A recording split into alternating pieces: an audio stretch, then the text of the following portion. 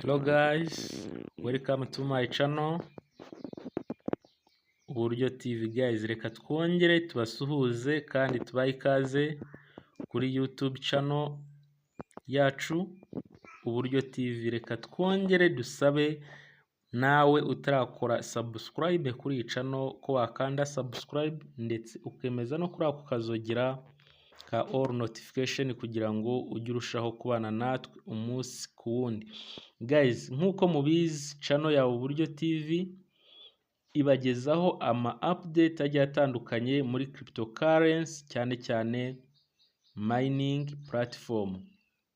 Ahangaha dutanga amakuru agezweho avugwa kuri mining zigiye zitandukanye. Niyo mpamvu nkunze kubabwira ngo niba ufite umwanya, niba ufite uburyo, niba ufite iyo network yawe, yibyaza umusaruro ubagarire yose, kuko ntabwo uba uzirizera cyangwa se irizarumba. Bagarira yose rero, ntuba uzirizera n'irizarumba. Njye nkora mining nyinshi zitandukanye, niyo mpamvu nawe ukurikira channel ya Uburyo TV ngushishikariza kujya umininga amacoin atandukanye, hanyuma izajya ku isoko mbere izahindura amateka kuri wowe. Uyu munsi tudatinze tugiye kugaruka kuri Remint network, ahejo twayivuzeho mu ncamake, ariko ndagira ngo uyu munsi tuyirambure cyangwa se turebe byinshi kuri Remint network, turebe icyatuma nawe ushobora gutangira kwibikaho iyi coin, turebe ibyiza byayo, turebe se ni ngombwa ko wayimayininga. Murabona ko njye nyimaranye igihe kinini aho maze kugiraho coin zihagije kuri balance, ariko nta nubwo zihagije kuko ndacyakora mining. Guys, nkuko mubibona rero, aha ni kuri dashboard ukoreraho mining yawe. Haba hariho utuntu twinshi dutandukanye, aho ubona aba referrals, yuje hano ku ba referrals usanga aho watumiye ariho bari. Hanyuma hano hari akamenyetso k'idolari hirya, buri nyuma y'iminota 20 uraza ugaclaiminga bakaguha coin. Bashobora kuguha coin imwe ya Remint, bashobora kuguha coin 3, bashobora kuguha 5, biterwa n'igihari cyangwa se nuko bimeze n'uburyo ufunguye. Murabona hano hari start inviting friend, watumira inshuti zawe. Hanyuma hasi hakaba daily task, ari naho tugiye kwinjira kuri daily task. Ahangaha urahakora kugira ngo urebe nizihe task baguhaye z'umunsi uri bukore. Iyo uzikoze neza uhabwa amacoin, uhabwa ama reward mu macoin ya Remint. Hanyuma reka dufungure hano handitse daily task, turebe task baba baduhaye. Guys, murabona iyo ugifungura ino daily task ya mbere ni answer the daily question, urasubiza ikibazo cy'umunsi baguhe coin 2. Kuri kabiri ni share on social media. Ahangaha iyo usharinze Remint ku ma social media baguha amacoin 2 ya Remint, nanone akajya kuri balance yawe. Gatatu ni play crypto memory. Aha kuri gatatu ni akagemo uba uri bukine. Iyo ako kagemo gatsinze baguha coin 64 z'ama Remint. Hanyuma kuri kane ni KYC wheel. Ahangaha uba uri bukrage icyuma, hanyuma aho kiguye, ibyo kiguyeho nibyo bagwa. Niba kiguye ku macoin ya Remint baraguha ayo macoin, niba kiguye kuri KYC muri application yawe, KYC irahita ifunguka ugiye gukora KYC. Hanyuma reka dukora hano handitse exit, dusubire inyuma kugira ngo turebe n'ibindi. Ahangaha reka tubanze turebe answer the daily question, turebe ikibazo cy'ejo bari babajije. Hano murabona bari babajije iki kibazo ngo which wallet does support BF token, ni iyihe wallet supportingwa n'iyi token. Ahangaha rero ku muntu umaze kumenyera ibya cryptocurrency, iyi BIP token ahantu hose muri izi wallet, ari MetaMask, ari Ledger, ari Trust wallet, Atomic wallet, zose ahangaha iyi BIP token uyisangamo. Niyo mpamvu nge urabona nakoze kuri all of them.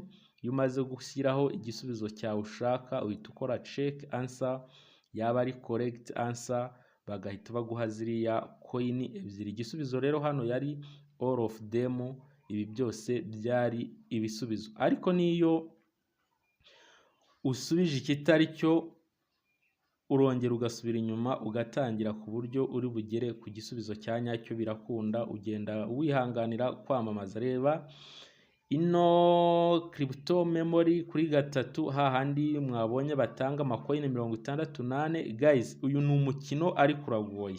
Uyu mukino hose utu tuzu uko mutubona, aya makoini uko muyabona arimo, haba hariho iki kirango cya Remint. Hanyuma kuwukina, niba uje urabona gukora kuri ino twaka kazu ka kabiri kari mu ibara ry'umutuku, iyi coin birasaba, niba ukoze kuri iyi coin hakaza akakibara ry'umutuku, birasaba ngo akandi kazu uri bufungure nako kaze kuba kari mu ibara ry'umutuku. Tuvuge nkoze kwa kazu ko ku ruhande karimo Bitcoin, biraza kunsaba gushakishaho Bitcoin nanone yabiri ntomboze aba ariyo nkoraho kugira ngo mbe nabasha gutsinda. Murabona rero hano ko ngewe nageze nasigaje akazu ka nyuma aha mukibona Remint, nsigaranyemo inota rimwe. Uyu mukino wo uragoye, ariko iyo ubishatse cyangwa iyo ubishoboye urabigerageza byose kugira ngo ugende uzamura balance yawe ya Remint network. Guys, dusubiye inyuma ho gato kuri dashboard aho dukorera mining, tugiye kureba niki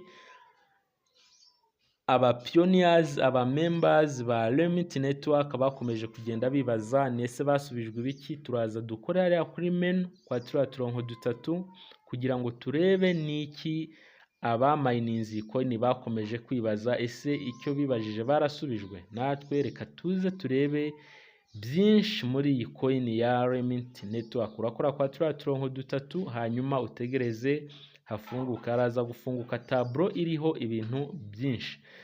Hejuru yaha hariho izindi subtitle, ariko hano duhereye kuri frequent asked question, forum, privacy policy, white paper, crypto news site, Facebook. Murabona ko iyi Remint ifite imbuga zitandukanye, social media zose irazikoresha, Facebook, Instagram, Twitter na Telegram zose irazifite, irazikoresha.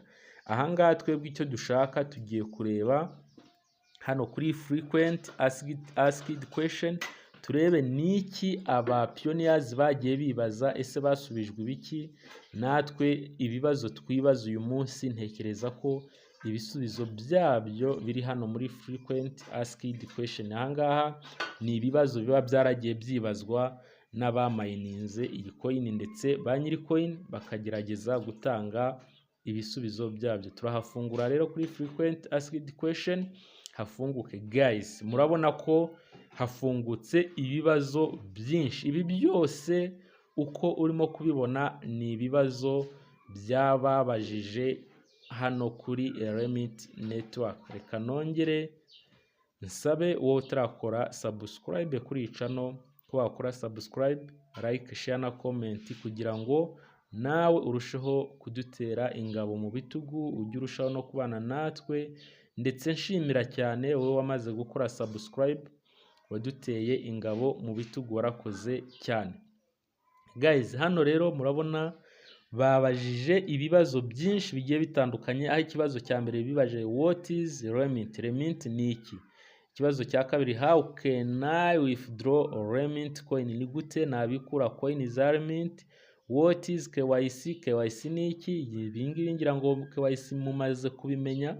KYC ni imwe kuri coin zose, ibisobanuro bya KYC ni bimwe, ni know your customer. Hano ikindi kibazo gikurike when is KYC, KYC nzayibona ryari. What documents are required for KYC, ni izihe documents zisabwa kugira ngo nkore KYC. What are the steps for completing KYC, ese ni izihe step, ni izihe etape zikorwa cyangwa umuntu aba agomba gukora muri KYC. What is Remint total supply, when will Remint list on exchanger. Ibi byose ni ryari Remint izagira ku ma exchanger, ni ryari izatangira gukoreshwa. What value will Remint hold upon launch ni ese Remint izasohokana akahe gaciro igihe izarongingwa, how can I, ni gute nabona cyangwa nakinjiza amacoin ya Remint byihuse, ese Remint ni free yani kuyibona, kubona coin za Remint ni ubuntu, nta kiguzi bisaba. Ahangaha rero murumva ko ni ibibazo byinshi byibajijwe n'abapioneers, byagiye bibazwa n'abapioneers, nk'uko nawe uyu munsi wibaza kuri iyi coin. Ibi bibazo byabajijwe n'aba ngaba, nawe uyu munsi urabyibaza, ariko buri kibazo uko gihari iyo ugikozeho uhita ubona n'igisubizo cyacyo.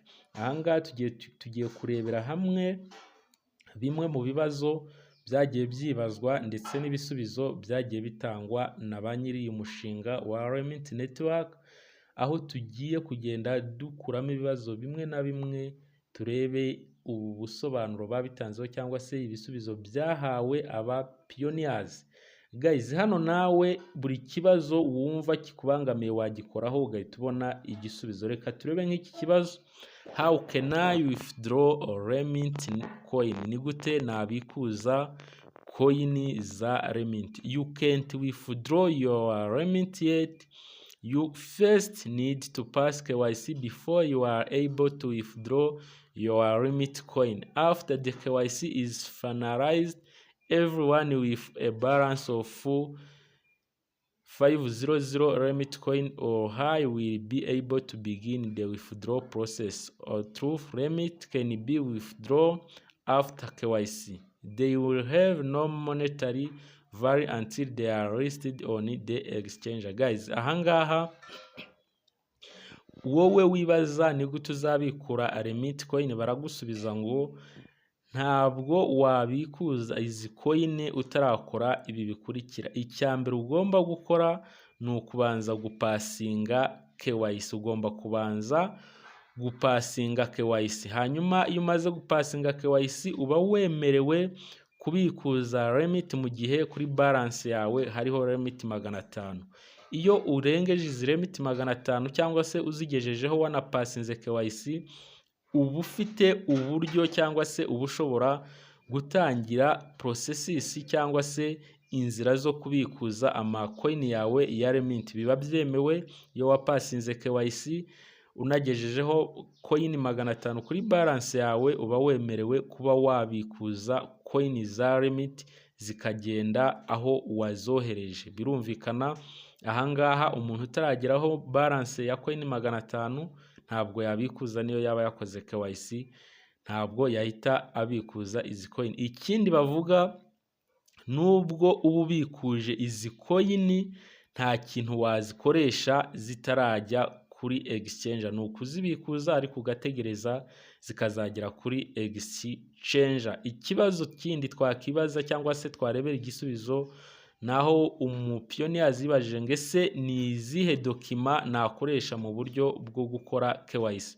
Hano bamusubije, in order to successfully complete the KYC process and obtain approval, there are 3 mandatory requirements that you must fulfill. Firstly, you need to verify your email address. Secondly, you must provide a government issue identification document such as passport, drive license or national ID card. Finally, you are required to submit a self of yourself. Hano uyibazaga ibyo yakenera kugira ngo akore KYC, ese ni bihe byangombwa, ni izihe dokima yakifashisha mu buryo bwo gukora KYC no ya customer.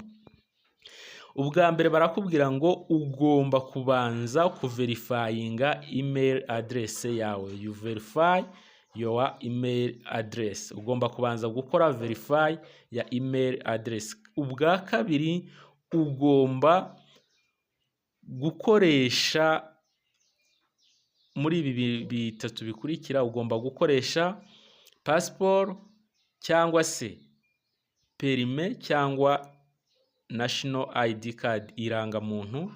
Kimwe muri ibi nibyo ushobora kuba wakifashisha uri gupasinga KYC. Hanyuma icyanyuma aricyo bise finally, ugomba gufata selfie. Ugomba kwifata selfie yawe ari nayo ya nyuma ugahita ukora submit. Ahangaha KYC uba uyikoze. Urumva ko urakenera kubanza kuverifyinga email address, kabiri ugakoresha ID card cyangwa se perime, gatatu ugafata selfie. Ikindi kibazo aha bibajije, when will Remint list on exchanger? Ni ryari iyi Remint coin izajya ku ma exchanger? Ni ryari izatangira kuduha amafaranga? Ni ryari izatangira gukoreshwa nk'ifaranga?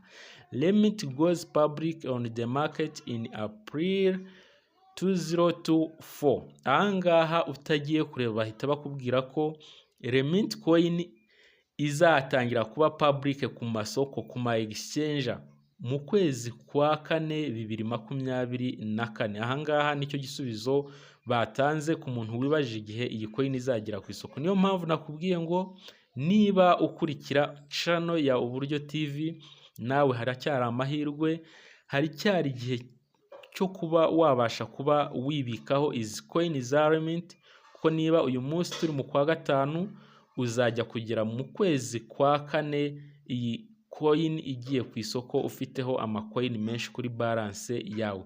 Ahangaha rero nawe nagushishikariza ko watangira gukora iyi mining ya Remint, aho urajya muri video description ukahasanga link, ukabasha kwinjira ugakora sign up, ugafungura account. Hanyuma ahangaha uraza kuba uri kubona invitation code uri bukoreshe, ndaza kuyibashyiriraho nanone kuri iyi video. Iyo invitation code aho bari buyikubaze niho uri buyikoreshe. Nta kindi gisaba gufungura account muri Remint network nk'uko wagiye ufungura izindi mining. Ugenda ukurikiza amabwiriza, aho bakubajije invitation code uraza gushyiramo iyo ndaba naguhaye, kugira ngo uhite wakira ama Remint 10 kuri balance yawe. Nawe kandi niba umaze gufungura iyi Remint network, ni byiza ko ukora share. Uraza hano handitse start inviting friend, usharinge code yawe, uyihereze inshuti n'abavandimwe, hanyuma nabo bamininge iyi coin, kugira ngo uko utumira benshi niko rate yawe yiyongera, ukabasha kubona amacoin menshi mu gihe gito cyane. Nge ziriya coin mubona 2400 ziriya coin nazimayininze igihe kirekire cyane, umwaka ntekereza ko urarenze, kuko nayitangiye kera cyane. Nayitangiye nkimenya ibintu bya cryptocurrency, ibintu bya mining, nibwo natangiye ni Remint network. Nkajya ngerageza uko nibutse nkoraho, nta bantu nigeze nyitumiraho icyo gihe, ariko murabona ko mfiteho amacoin menshi. Niyo mpamvu rero nkubwira ngo nawe uyu munsi tangira mining ya Remint network. Mu kanya turagaruka tukwereka email verification.